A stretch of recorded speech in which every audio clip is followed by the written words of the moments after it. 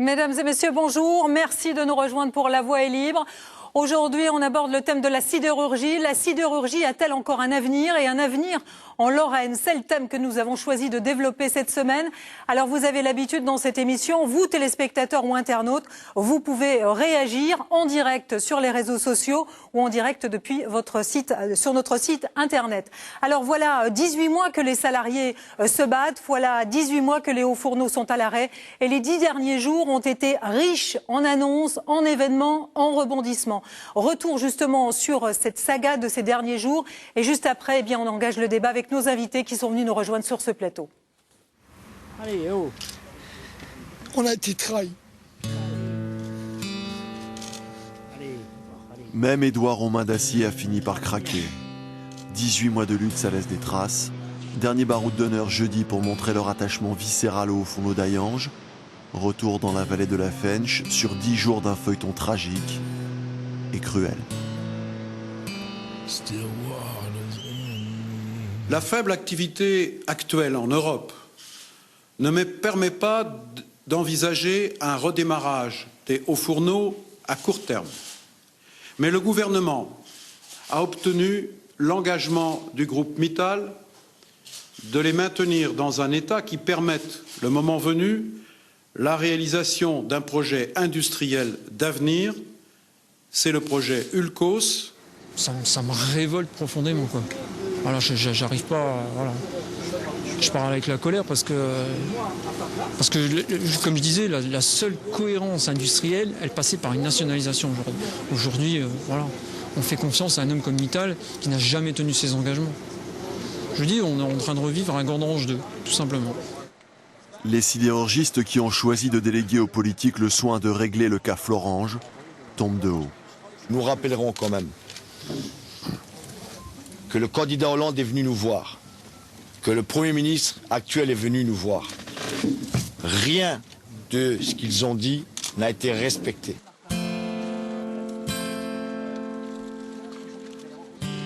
Mercredi, une délégation de syndicalistes se rend à Matignon pour une explication de texte qui tourne court.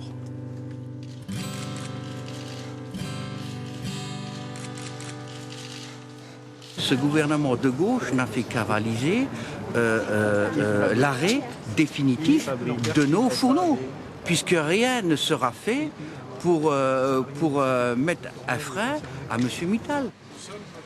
Jeudi, ce sont les élus socialistes lorrains qui tentent le grand écart entre soutien aux sidérurgistes et soutien au gouvernement. Un petit tour à Matignon pour avaler des couleuvres, au moment même où Mittal annonce le retrait de la candidature de Florange auprès de la Commission européenne pour le projet Ulcos d'enfouissement du CO2. Trop c'est trop. Les sidérurgistes lorrains sont désormais seuls au monde pour sauver leurs usines.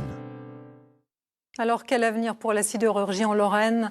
Participent à ce débat plusieurs invités. Édouard Martin, bonjour. Vous êtes délégué CFDT d'ArcelorMittal. À vos côtés, justement, Monsieur Burriello, Lionel Burriello, vous représentez la CGT. Et Gilbert Grosner, vous êtes vice-président du Conseil économique et social économique et vous êtes rapporteur sur la situation économique. D'ailleurs, vous avez fait 2 rapports sur la sidérurgie en Lorraine.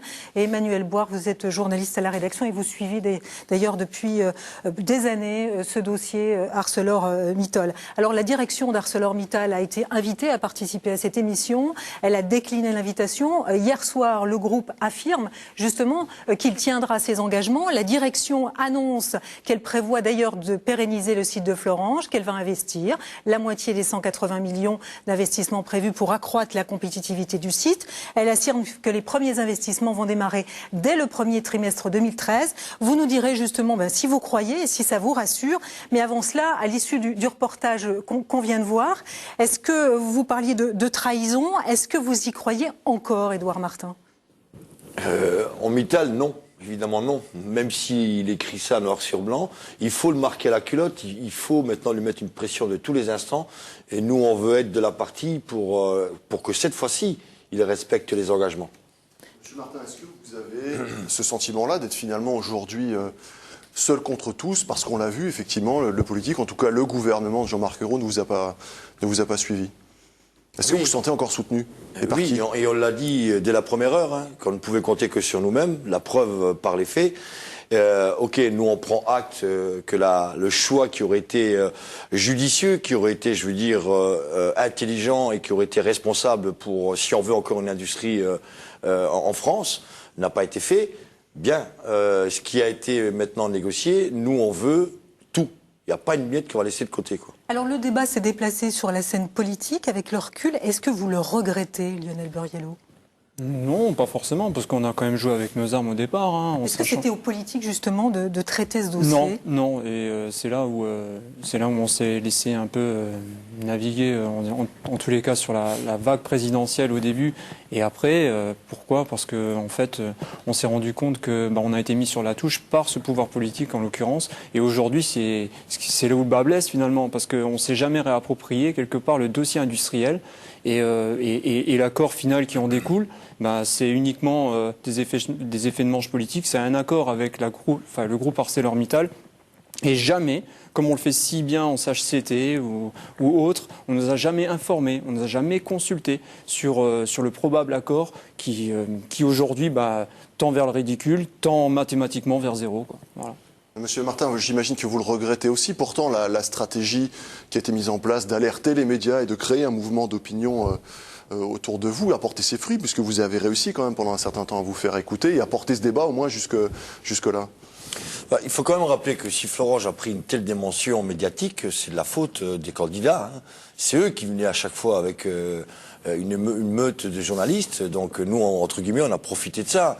On nous a posé souvent la question, est-ce que vous n'avez pas le sentiment qu'ils vous manipulent? Oui, on le savait. Mais on a profité justement de cet espace médiatique pour pouvoir porter notre message. En même temps, il faut quand même rester, objectif. On ne peut quand même pas dire que ce que nous avons aujourd'hui est exactement la même chose que ce que nous avions en février dernier. Je rappelle, février dernier, c'était 17 millions d'euros, point barre, circulé, il n'y a rien à voir. Et c'était clair que la filière liquide était condamnée, le PSE, il est en train de se dessiner. Je tiens quand même à rendre hommage au travail qu'a fait l'intersyndicale sur cette affaire-là, parce qu'aujourd'hui, il y en a ceux qui ne se sont pas joints à nous. En février, c'était vachement bien, en septembre, c'était bien, maintenant c'est bien, c'est quasiment, si c'est pas grâce à eux. Ok, le compte n'y est pas, certes, mais on a quand même fait évoluer. Aujourd'hui, on en est à 180 millions, dont 53 d'investissement stratégique et 13 millions d'euros pour la recherche. Je pense que les copains de Mézières sont plutôt, entre guillemets, satisfaits d'avoir un budget parce qu'il était prévu de baisser le budget de la recherche. Maintenant, pour nous, le projet ILCOS n'est pas terminé. C'est pour ça qu'on veut faire partie des négociateurs. On ne veut pas être des spectateurs. Et là, ça serait un deuxième coup de couteau dans le dos si nous, les organisations syndicales de l'intersyndicale, on n'était pas partie prenante à part entière de la commission de suivi. On reparlera après justement de quel avenir pour effectivement les hommes et puis pour vos usines aussi. On va revenir sur ce qui s'est passé, sur cette fameuse option du repreneur. Est-ce que selon vous, Lionel Burriello, ce repreneur c'était une vraie alternative industrielle ou est-ce que ça n'a été finalement qu'un argument pour peser dans les négociations avec Mittal? Est-ce que vous y avez cru, vous, ou est-ce que vous avez peut-être cru plus que tout le monde, plus que le ministre? Une chose est sûre, c'est qu'on allait droit dans le mur, enfin on va droit dans le mur avec le groupe ArcelorMittal, et une chose est sûre, c'est qu'aujourd'hui la seule solution cohérente industriellement pour freiner l'hémorragie était le passage à la nationalisation. Le passage à la nationalisation, qu'elle soit temporaire ou non, elle devait se faire. À partir de là, repreneur potentiel, ça aurait pu mettre en tous les cas carte sur table, décanter la situation, essayer de s'approprier le dossier industriel et de voir comment en tous les cas œuvrer dans un bon sens de marche avec des perspectives d'avenir pour notre filière sidérurgique. Lionel Burriello, vous ne pensez pas qu'il y avait un vrai risque en revanche en cas de nationalisation temporaire pour les 20 000 salariés du groupe ArcelorMittal en France? Non, je ne pense pas. Édouard Martin. Ça, c'est vraiment du pipeau, ça. On voit bien la marque de fabrique de M. Mittal. On en est toujours dans le chantage, dans la menace et la peur. Il faudra qu'on m'explique que si tout d'un coup Florange devient la clé de voûte du système Mittal en France, je veux dire, pourquoi veut-il nous condamner? Parce que nous, ce que nous craignons, c'est qu'aujourd'hui, c'est la filière liquide qui est condamnée. On craint qu'à terme, on fragilise l'ensemble du site de Florange et que d'ici quelques années, on l'espère pas, en tout cas, nous on va se battre pour pas qu'on arrive à ça, que Florange soit complètement rayé de la carte.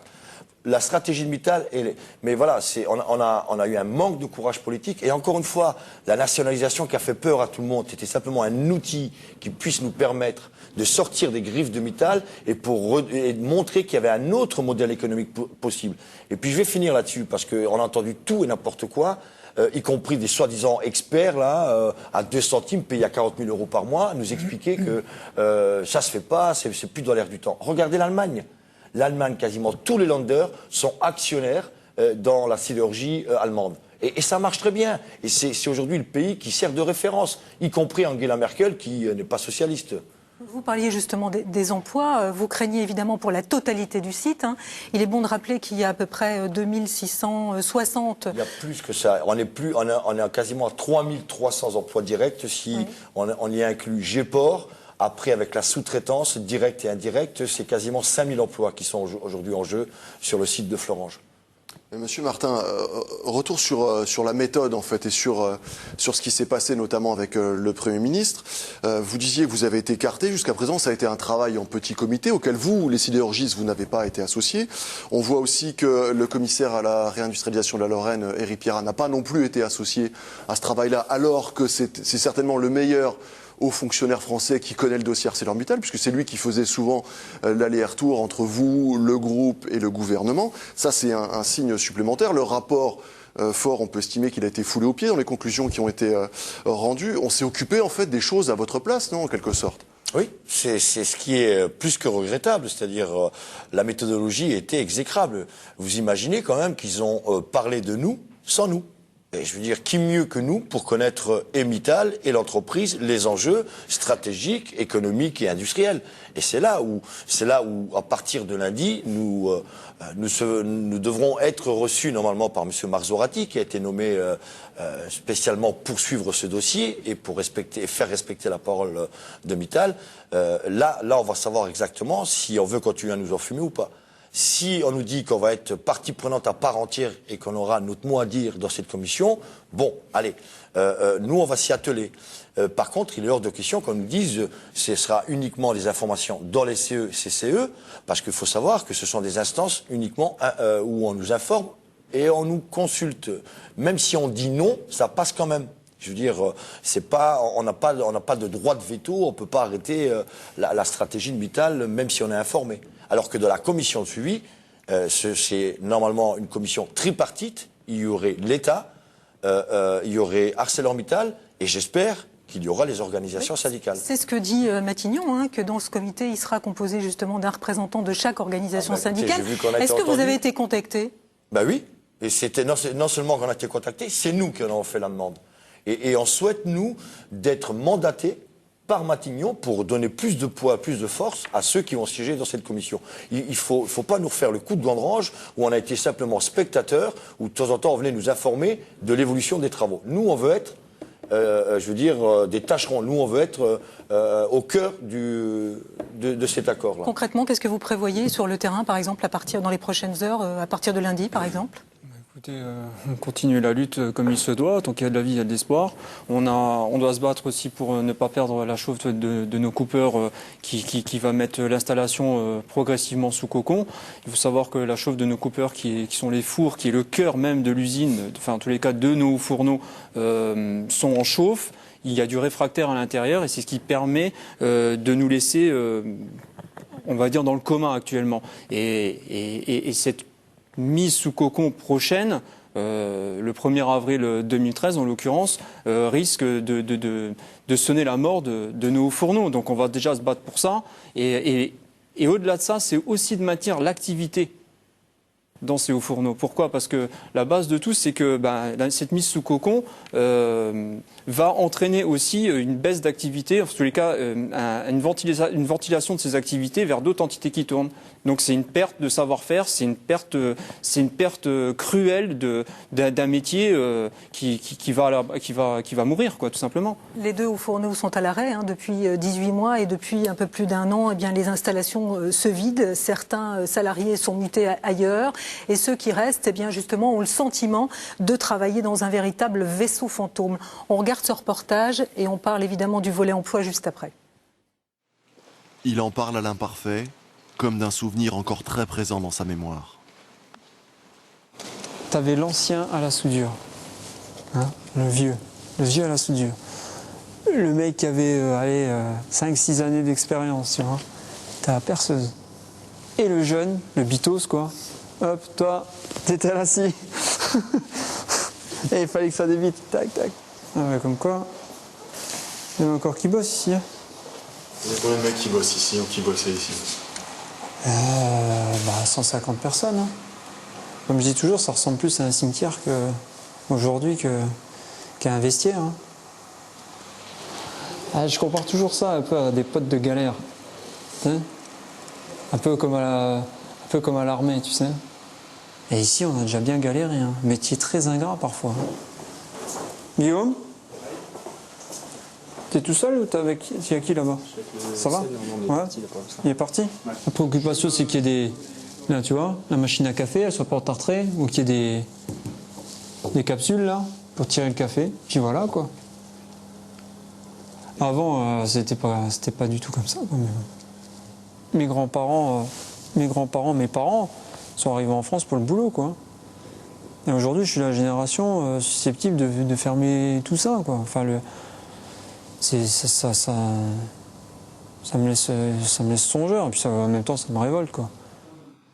629 sidérurgistes diront bientôt adieu à leur haut fourneau et à leur aciérie. Alors concrètement, comment ça va se passer justement pour l'emploi de ces salariés?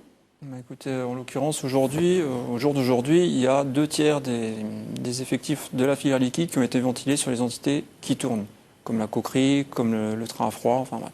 Donc il reste 1/3 de ces personnes-là qui maintiennent une activité, en l'occurrence pour la surveillance et la chauffe des coupeurs, à ventiler par rapport à la demande d'APLD jusqu'à la phase de mise sous cocon au 1er avril 2013.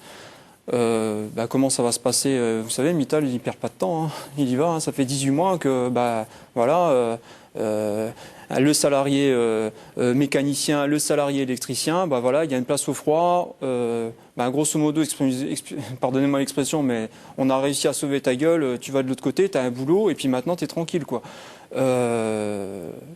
Votre crainte, c'était le plan social. Il n'y en a pas eu. Mais au final, entre guillemets, est-ce qu'il n'aurait pas mieux fallu négocier un bon plan social pour travailler sur les emplois de demain? C'est la question que je me pose, moi. Non, mais attendez, le plan social, c'est pas parce qu'il y a un plan social que ça nous permet de parler des emplois de demain. On est là, en plein dans le cœur du sujet. Ça devra faire partie des discussions, des négociations. Lorsque Lionel dit que Mittal perd pas de temps, il a entièrement raison. Mercredi soir, réunion à Matignon, et jeudi après-midi dans les Hauts-Fourneaux, on a dû arrêter une réunion avec le chef de département qui est en train d'expliquer aux salariés que leur emploi était définitivement supprimé et qu'il fallait qu'ils aillent voir ailleurs. Donc vous voyez, ça commence déjà. On n'a même pas encore réuni les syndicats que ça commence. Ce que nous on veut dire, c'est que dans cette affaire-là, puisqu'on va parler d'Ulcos après, il faut aussi, parce que là c'est aussi la grosse carence de ce dossier-là, qu'est-ce qu'on fait pendant tout ce temps-là pour maintenir les compétences sur site? Et nous on a des exigences, il faut effectivement embaucher du personnel, ou en tout cas garder ceux qu'on a, pour maintenir les capacités à avoir des fondeurs, des aciéristes, des techniciens de la coulée continue, parce qu'il n'y a aucune école au monde où on forme à ces métiers-là. C'est sur le terrain qu'on les forme. Là, il n'y a pas de réponse dans l'accord qui a été négocié. Mais alors, est-ce que c'était pas écrit dans l'histoire, quand on regarde par exemple Guy Dolé qui condamnait déjà la fermeture du site? Dolé, vous savez quoi? Attendez, je vais vous arrêter. Vous écoutez Dolé et tout ce qu'il dit, vous faites le contraire, vous êtes sûr de gagner. Dolé, quand même, c'est... Aujourd'hui, si on a des hauts fourneaux qui sont compétitifs, si on a une aciérie, si on a un train à chaud, si on a la ligne de galvanisation, c'est pas à Dolé qu'on la doit. Lui, depuis les années 90, il souhaitait la mort de la Lorraine industrielle. Et c'est Bernard Serin qui s'est battu contre Dolé, c'est Bernard Serin qui a gagné. Après Dolé, lorsqu'on l'entendait dire, lorsqu'il était patron, que jamais dans le monde on dépasserait 1 milliard de tonnes d'acier produite, je suis désolé de lui dire qu'on en est à 1,4 milliard de tonnes.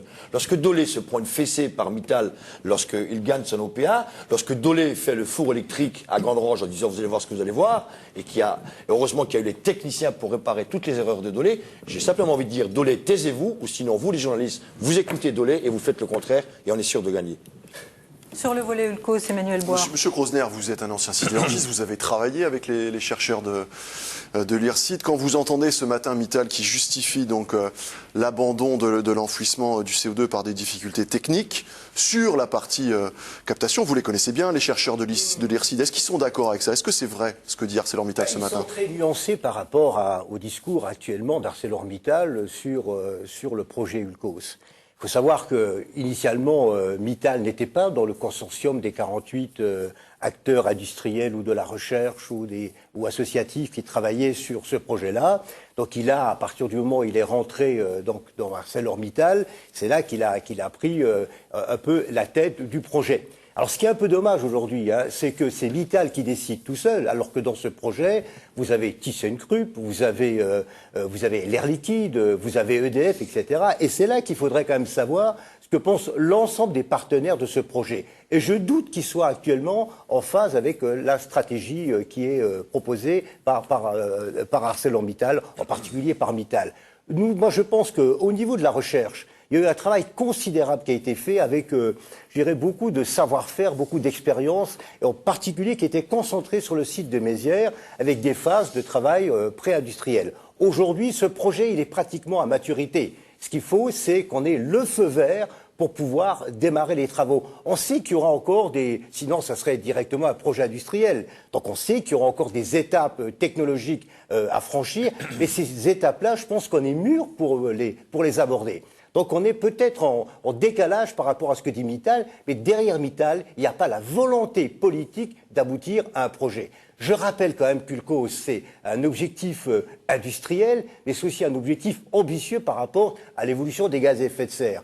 Aujourd'hui, on en est plutôt à une progression de l'ordre de 4 degrés, ce qui est quand même plutôt inquiétant. L'objectif, c'était de plafonner à 32 milliards de tonnes les émissions de CO2. Aujourd'hui, on est en train de les dépasser, donc avec tous les dangers que ça peut avoir. Et Ulcos, justement, ça pouvait rentrer, parce que la sidérurgie, ça représente de l'ordre de 6% des gaz à effet de serre. Donc on se dit aujourd'hui, avec Ulcos, on pouvait éventuellement essayer de jouer notre carte au niveau technologique, mais également au niveau de l'avenir de la planète. Et ça, c'est dommage que Mittal, par ce manque de volonté politique, mais aussi des autres acteurs qui n'appuient pas assez sur cette opération-là, on est peut-être en train de passer de quelque chose qui peut être une vitrine technologique pour la Lorraine. Mais justement, est-ce que si Mittal annonce qu'il continue les recherches, il n'y a pas un risque qu'Ulcos se fasse, mais ailleurs qu'à Florange?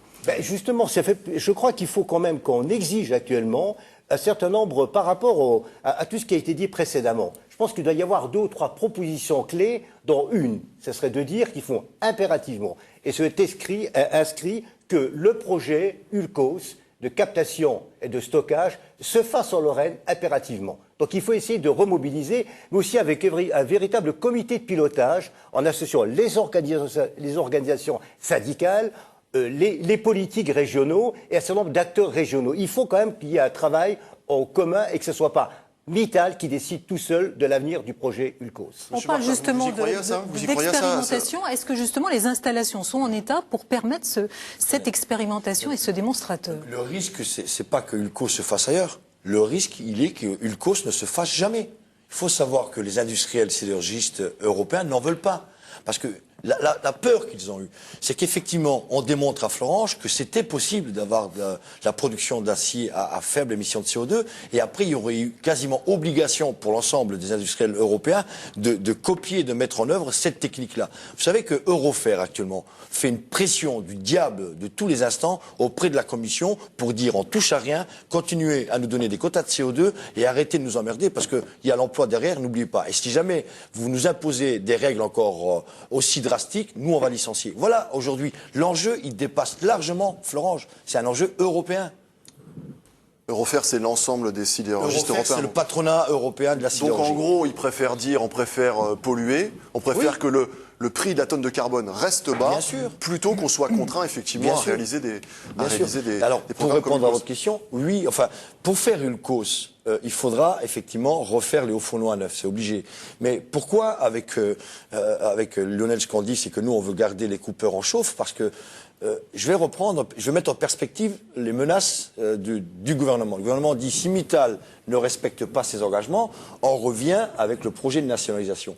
Et nous, on a en arrière-plan l'idée que de toute façon, tôt ou tard, Mittal on va le prendre la main dans le pot de confiture, il ne va pas respecter ses engagements. En tout cas, pas tous. Là, il veut essayer de calmer le jeu. Et derrière, si le gouvernement prend ses responsabilités, il dit à Mittal, maintenant stop, ça suffit, vous avez assez joué avec nous, dehors. Quel repreneur va se porter candidat à racheter une usine où les hauts fourneaux seront définitivement morts? C'est pour ça que nous, on veut les garder en état de produire de la fonte. Mais alors hier soir, par exemple, dans son communiqué, il dit « Mittal affirme qu'il va tenir ses engagements ». Vous n'y croyez toujours pas? Non. Nous, maintenant, on le croira quand on verra les travaux démarrer. Il a signé plusieurs accords dans les pays européens. Le dernier en date, qui a quand même fait l'effet d'une bombe, c'est à Liège. Souvenez-vous, Liège, novembre 2011. Il signe un accord avec les organisations syndicales sous le regard du gouvernement wallon, dans lequel il dit « Ok, chiche, je redémarre les hauts fourneaux de Liège ». Il a même poussé le cynisme à dire « On va embaucher 45 personnes ». Parce qu'il manquait de fondeurs. 48 heures après, il a annoncé la fermeture définitive de Liège. Et il avait signé l'accord. C'est un contrat. Il était hors la loi. Et regardez, Liège est fermé. On reviendra évidemment sur cette question. Y a-t-il un avenir pour la sidérurgie en Lorraine? Vous, téléspectateurs, vous pouvez réagir évidemment via les réseaux sociaux ou via notre site internet. Il est bientôt midi. C'est la fin de cette première partie. Dans un instant, votre journal régional présenté par Régis Godu. Bonjour Régis. Bonjour Francis.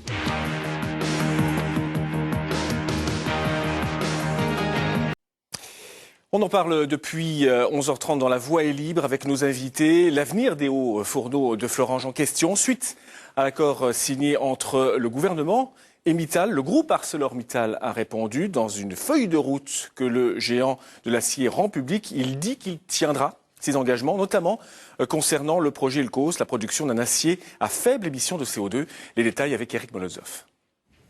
C'est un document de 25 pages envoyé aux journalistes où ArcelorMittal affirme sa volonté de respecter ses engagements afin de pérenniser l'activité sidérurgique dans la vallée de la Fensch.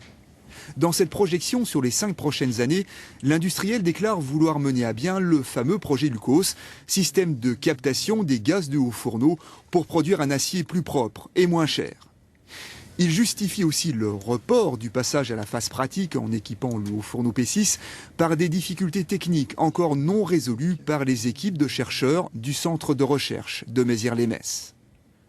Enfin, l'arrêt en mars prochain du haut fourneau et des appareils de chauffage d'air, les coupeurs, n'est pas un problème car il est prévu de les refaire entièrement dans le cadre du projet. Les salariés devraient en savoir plus jeudi 13 décembre, date du prochain comité central d'entreprise.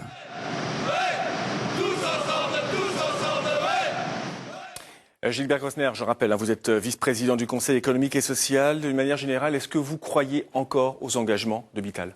Le problème qu'il y a, c'est que Mittal a construit, je dirais, sa présence en France et en Europe, principalement sur des promesses, selon soi, non tenues. On l'a vu lorsqu'il y a eu l'OPA hostile sur Arcelor, il a fait un certain nombre d'annonces, gardant la filière liquide, des annonces sur Gondrange, etc., des promesses qui n'ont pas été tenues. On a vu à la fermeture du site de Gondrange un certain nombre un plan de revitalisation avec des actions qui avaient été proposées. Aujourd'hui, on voit qu'une grande partie des actions proposées ne sont pas tenues. Donc tout ça, ça crée quand même une grande défiance vis-à-vis de Mittal. Donc il y a une confiance qu'il faudrait retrouver, mais à partir aussi d'un véritable projet, d'une véritable stratégie industrielle qui n'existe pas aujourd'hui quand même. Merci Gilbert Grosner, on vous retrouve bien entendu dans la suite de La Voix est libre. Allez, on passe à autre chose. Il y a du sport aujourd'hui, du football d'abord. Nancy reçoit Valenciennes, c'est de la Ligue 1. Coup d'envoi du match à Pico à 20h. Toujours en foot, mais en national cette fois. Épinal se déplace à Bourg-Péronnas, match à 19h30. Du basket aussi, avec en proie le choc sur le parquet de Gentilly entre Nancy et Limoges. Limoges, le concurrent direct du SLUC pour le maintien. Match à partir de 20h et résumé demain bien sûr. Enfin, du hand en Euro 2012, victoire obligatoire pour les Françaises ce soir face à la Suède. L'équipe de France doit l'emporter pour accéder aux demi-finales. Coup d'envoi du match en Serbie à 18h15. Emmaüs organise aujourd'hui sa grande vente de décorations de Noël et de jouets en présence du bon Saint-Nicolas, précisons-le. Les bénéfices sont destinés aux actions de solidarité en direction des associations locales. À noter que cette vente se poursuivra demain toute la journée. Les festivités justement de la Saint-Nicolas, c'est aujourd'hui à Saint-Nicolas-de-Port pour la ville. Il s'agit d'un trésor légendaire, patrimonial et commercial. Le saint patron a son bureau, son secrétariat qui gère son courrier, son effigie, souvent gourmande, et bien entendu un doigt de présence religieuse. Le tout doit être concilié dans une alchimie qui relève parfois du miracle. Hélène Messan, Andréa Ballot. Il était une fois 3 petits-enfants qui habitaient une bien jolie maison. Leurs parents travaillaient de longues journées à la ferme. Ce sont d'abord des mots gravés dans l'inconscient collectif qui viennent depuis des siècles s'écraser sur les murs de la ville, une ombre qui plane sur les longues soirées d'hiver. Saint-Nicolas, c'est un récit, une légende. La moisson est finie, nous allons glaner. Nous remplirons 3 grosses... Mais Saint-Nicolas, c'est surtout la silhouette d'un personnage présent partout, une empreinte culturelle, cultuelle et économique. Et tout commence bien sûr avec les enfants. Toutes les lettres que nous recevons, je leur réponds. Bonjour tout le monde. Bonjour Saint-Nicolas. Est-ce que le courrier arrive toujours à destination? Toujours. Toujours. Là, on a Saint-Nicolas, rue du Pain d'Épices, première maison à droite après la maison du Père Fouettard, le ciel. On a rue du Paradis. Alors, cher Saint-Nicolas, est-ce que tu voudrais bien, s'il te plaît, venir nous voir le 6 décembre à l'école Porte de Bourgogne? Un folklore enfantin, une naïveté bienfaisante et la menace du Père Fouettard, bien sûr, tout est là. Mais si Saint-Nicolas se dessine au feutre et au crayon de couleur, le saint patron se façonne également au fil du temps, un profil plus contemporain. La ville dépoussière et harmonise. Alors l'image de Saint-Nicolas à travers la ville, elle est importante. Bon, c'est quand même un personnage qui est connu dans le monde entier. Donc quand on fait le lien de Saint-Nicolas, capitale historique de Saint-Nicolas-de-Port, ensuite on fait le lien avec la basilique, qui elle aussi est magnifique. Et là, les visites qu'on peut avoir venues du monde entier, on en a quotidiennement. Et ensuite, on a également les lieux touristiques avec les différents musées. Il est également dégusté, croqué, illuminé, trituré, vénéré, enluminé, miniaturisé, exploité, mais miraculeusement respecté. Saint-Nicolas fait partie, en tout cas, de ces repères. Il y a des signes de plus en plus qu'on a au niveau des années qui font que on pense que Saint-Nicolas est encore là pour quelques siècles. Un jour, Saint-Nicolas vient passer par là, revenant d'un lointain voyage. Tout le monde le salue, car on le dit, capable de grandes merveilles. Et puis sachez que France 3 se mobilise ce soir pour vous faire vivre les festivités à Saint-Nicolas-de-Port. Journal en direct de la Basilique à 19h, émission exceptionnelle dès 20h10 pour vivre la 767e procession au flambeau. Fin de ce 12-13 week-end. Merci de votre attention. Quel avenir pour les hauts fourneaux de Florange? Francine Dubail et Emmanuel Boulard et leurs invités répondent à cette question. C'est la suite de La Voix libre. Merci Régis. Évidemment, on vous retrouve ce soir pour le journal régional. Voilà. Alors, quel avenir pour la sidérurgie en Lorraine? Vous, téléspectateurs et internautes, vous pouvez réagir en direct à cette émission. Je me tourne vers la cellule web où on retrouve Bruno Demange. Bonjour Bruno. Alors, est-ce qu'il y a beaucoup de commentaires sur ce thème et si oui, quels sont-ils? Eh bien bonjour à tous. Effectivement, quelques commentaires sur Facebook, pas encore sur Twitter, on les attend. On a Gérard qui souligne entre autres un combat très dur, mais que la Lorraine doit survivre grâce à sa sidérurgie si on lui donne sa chance. On a Jean-François qui nous écrit que ça reviendra quand la crise s'arrêtera, mais dans combien de temps? C'est la question évidemment, lui ne sait pas. J'ai noté aussi Céline qui reprend une phrase d'Édouard Martin quand il disait « La Lorraine est une terre maudite ». Alors Céline apporte ce commentaire comme quoi la Lorraine est une terre de combat, qu'il n'est évidemment pas sûr de gagner, mais que la Lorraine ne s'avoue jamais vaincue. Enfin, des messages d'encouragement, même si on le sent effectivement, il y a quand même beaucoup d'interrogations quant à la suite du sujet.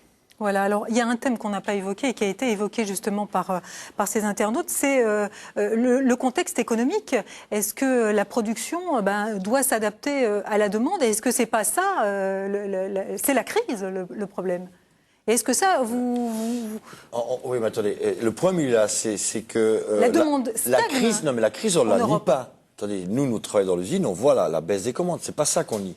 Ce que nous contestons, c'est les choix stratégiques de Mittal. C'est que Mittal, lui, faut pas oublier, faut mettre en perspective le groupe dans sa globalité dans le monde. Il investit en Chine, il a un méga projet en Inde, il a des usines au Brésil.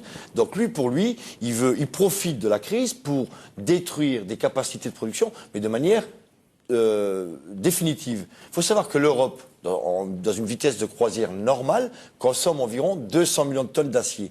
Là, les capacités de l'Europe stagnent à 143 millions de tonnes d'acier. Ce qui veut dire que demain, lorsque la reprise sera là, et on l'espère tous le plus rapidement possible, l'Europe va aussi dépendre de son acier. On est déjà suffisamment dépendant des matières premières, du pétrole, du gaz et du charbon pour qu'en plus on dépende de l'acier. On aura toujours besoin d'acier, toujours. Il y a aussi une partie de stratégie effectivement qu'il faut expliquer de la part de Mittal et que vous pouvez sans doute expliquer, Lionel Burriello. Mittal préfère réduire sa production pour maintenir ses prix. On l'a vu effectivement sur le packaging. Il préfère même perdre des clients pour pouvoir garantir un prix qui reste stable, non? C'est ça en gros? La politique directrice qu'il met en place, c'est clairement, actuellement, c'est même ne plus répondre forcément à la demande. Et à terme, quand la conjoncture le permettra, je reprends ces mots, c'est d'importer de l'acier Ryanair, de l'acier low cost, pour justement répondre prochainement, on le souhaite, à une demande si elle devrait croître dans 4, 5 ans, on ne sait pas. Gilbert Krosner. Il y a même une évidence aussi, quand on compare la production d'acier en France par rapport à la plupart de ses partenaires européens, c'est que la France décroche actuellement. On en est à peu près à entre 15 et 16 millions de tonnes d'acier. On faisait 20 millions de tonnes d'acier début 2000. Et aujourd'hui, on a un commerce extérieur qui est déficitaire. Donc, Mittal a fait jouer un peu à la France le rôle de variable d'ajustement au niveau de la production d'acier, et puis notamment la région Lorraine. C'est quand même très net. C'est quand même anormal de voir aujourd'hui qu'on a un commerce extérieur déficitaire au niveau de la production d'acier sidérurgique, alors qu'il y a quand même un réel besoin. Et encore une fois, si demain il y a une reprise, on sera dans l'incapacité de répondre aux nouveaux besoins qu'il peut y avoir. C'est-à-dire qu'en gros, aujourd'hui, on a inscrit la stratégie de la production française d'acier aux environs de 15-16 millions de tonnes. On sera dans l'incapacité, si demain on a besoin de 18 ou 19 millions de tonnes, comme c'était début 2000, et on peut l'espérer quand même, c'est-à-dire qu'on sera dans l'incapacité de répondre à cette nouvelle demande. Ça pose quand même un vrai problème à un moment où on parle de redressement productif. 15 millions de tonnes, c'est moins que l'Espagne, c'est moins que l'Italie. Alors l'Espagne actuellement... C'est moins que l'Allemagne. Alors l'Espagne, en ce moment on est à 15,8, l'Espagne ils sont à 15,5. D'où la question suivante, il y a quand même... au même niveau, mais on était à 13% de la production européenne début 2000, on est passé sous la barre de 9% aujourd'hui. Et pourquoi l'Allemagne s'en sort beaucoup mieux que nous, par exemple? Je vous ai ramené une carte. Quand on regarde, nous on a actuellement il y a plutôt une espèce de stratégie, Edouard en parlait tout à l'heure, en disant les sites continentaux n'ont pas d'avenir. On regarde l'Allemagne, on voit pratiquement dans tous les landes, il y a des installations sidérurgiques et sont loin des bords de mer. Seulement, ils ont une véritable stratégie de développement industriel au niveau de leur industrie. Et donc, l'effet proximité joue... nous, on a aussi un effet proximité. Les industries automobiles, dans un rayon de 300 ou 400 km autour de la Lorraine, on a pratiquement tous les constructeurs automobiles, quand même. Notre seul handicap, c'est de transporter un peu de minerai, du minerai en Lorraine. C'est pas un handicap insurmontable. Pratiquement tous les Allemands le font, les Autrichiens le font. Donc arrêtons de nous stigmatiser sur cet aspect-là. On a, dans cet ensemble de rapports forts, l'a remarquablement bien souligné, il y a toute une cohérence de production sur le site de Florange, du haut fourneau au laminoir à froid. C'est ça qu'il faut valoriser, c'est ça qu'il faut défendre, avec des compétences humaines, c'est encore dit, y compris par Mittal, tout à fait exceptionnelles. Monsieur Martin, il y a quand même un exemple qui devrait vous donner encore un petit peu d'espoir, c'est l'exemple de la Sarre, puisqu'ArcelorMittal voulait prendre la participation dans les hauts fourneaux de Dillingen, en a été empêché par cette fameuse fondation Montanstiftung Saar. Est-ce que c'est possible ça en France? Est-ce que c'est l'exemple à suivre ou pas? C'est la proposition de Arnaud Montebourg, elle tendait à ça. C'était ça l'idée. Je veux dire, à un moment donné, et personne, vous avez raison de le souligner, personne n'a hurlé aux voleurs là lorsque les Allemands ont fait ça. C'est qu'eux ils sont pragmatiques, ils savent défendre leur industrie, peu importe ce que pense le maire de Londres. Le seul pays où Mittal a reculé, c'est l'Allemagne. Exactement, mais parce qu'il a vu qu'en Allemagne, c'était pas uniquement un discours politique, c'était une volonté et qu'ils iraient au bout. Eh bien, avec le projet d'Arnaud Montebourg, c'est vers cela quand vous voulez tendre, et démontrer encore une fois qu'un autre modèle économique était possible en France. Il faut souligner tout ça, ce que dit Gilbert a entièrement raison, c'est que en plus les 15 millions de tonnes produites en France, quasiment le monopole de Mittal sur la France. Il produit quasiment 80% de la production d'acier française. Vous vous rendez compte le danger, de la fragilité de la France? Si demain, ce monsieur-là décide effectivement, et je pense que ça a peut-être été la menace qu'il a faite au gouvernement, si jamais vous me piquez Florange, moi je n'investis plus rien sur les sites français, parce qu'il ne va pas partir avec le fourneau sous le bras. Hein. Mais je pense que là, on pouvait redéployer autre chose en France et donner des idées au niveau de l'Europe, et c'était peut-être même le début d'une politique industrielle européenne. Parce que le rapport Faure, il était assez critique, on va dire, sur la possibilité de Florange de fonctionner de manière autonome. Par contre, effectivement... on le faisait avant. Il n'y a pas si longtemps, chaque site, on était complètement autonome les uns des autres. C'est vrai, mais c'est plus le cas aujourd'hui. Par contre, sur la possibilité, effectivement, de fonctionner sur l'ensemble des installations, il était écrit, d'un strict point de vue industriel, ce serait beaucoup plus cohérent, justement, de récupérer l'ensemble des activités sidérurgiques d'ArcelorMittal. C'est peut-être ça la solution, non? Non, mais à terme, oui. J'espère qu'on ne va pas attendre que ce soit quasiment impossible de faire marche arrière pour s'en rendre compte. Néanmoins, je persiste à dire, et ce n'est pas simplement une vue de l'esprit, Mittal a fait de la com, il a essayé de faire peur à tout le monde. C'est faire croire que Florange était la clé de voûte de tout ça et que si on sortait, on était mort. Le problème du prix du transport, moi je rejoins ce que dit Gilbert, c'est faux de dire que le prix du transport est cher. Regardez aujourd'hui les voyages de l'acier à travers le monde. Attendez, et regardez Florange, on fait du coq à Florange, on le renvoie à Dunkerque, il revient par Bram à Florange, après on refait repartir des bobines vers Bassindre. Et après on nous explique que le coût du transport nous pénalise. On voit bien que c'est de la foutaise tout ça. Quand on veut tuer son chien, on prétend qu'il a la rage. Et puis, pour finir avec ça, on a entendu d'énormes d'idiotie. C'est qui prenait le plus gros risque dans cette affaire-là? C'était nous, c'était les salariés. Là, simplement, ils ont eu peur. Ils ont eu peur d'une chose, et Mittal, il a eu, je pense, la trouille de sa vie, c'est qu'on démontre effectivement à la terre entière qu'on pouvait gagner. Et il avait même peur que Florange lui taille des parts de marché, parce qu'aujourd'hui, regardez aujourd'hui le marché international de l'acier. Qui s'en sort le mieux? Ce sont les petits producteurs. Mittal, c'est un géant au pied d'argile. Alors, on arrive au terme de cette émission. Merci d'y avoir participé. Qu'est-ce qui va se passer sur le site à partir de lundi? Lundi, nous sommes reçus par le sous-préfet, M. Marzorati. On va voir en fonction des réponses qu'il nous fait. Je pense que l'ensemble des syndicats va être reçu. Hein. Merci beaucoup. Évidemment, vous pouvez voir ou revoir cette émission sur notre site internet. Je vous souhaite de passer une excellente journée sur la 3.